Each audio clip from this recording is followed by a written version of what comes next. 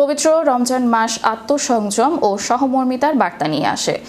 সেই মানবিক আহ্বানে সাড়া দিয়ে ইকরা সুন্নাহ ফাউন্ডেশন ও পাঠাগারের উদ্যোগে নওগাঁর মান্দা উপজেলার বিষ্ণুপুর ইউনিয়নের বিভিন্ন গ্রামে অসহায় ও দুস্থ পরিবারের মাঝে ইফতার সামগ্রী বিতরণ করা হয়েছে। মঙ্গলবার সকাল থেকে সন্ধ্যা পর্যন্ত স্বেচ্ছাসেবকরা তালিকাভুক্ত দরিদ্র পরিবারের বাড়ি বাড়ি গিয়ে ইফতার সামগ্রী পৌঁছে দেন। কারো ঘরে কড়া নাড়তেই ফুটে ওঠে স্বস্তির হাসি, কোথাও আবার কৃতজ্ঞতার অশ্রু। এভাবেই ভালোবাসা আর মানবতার বন্ধনে যুক্ত হয় পুরো এলাকা। বিতরণকৃত প্যাকেটে ছিল নিত্য প্রয়োজনীয় খাদ্য সামগ্রী, যা দিয়ে একটি পরিবার স্বাচ্ছন্দ্যে ইফতার প্রস্তুত করতে পারে। উপকারভোগীরা জানান, এই সহায়তা আমাদের জন্য অনেক বড় স্বস্তি।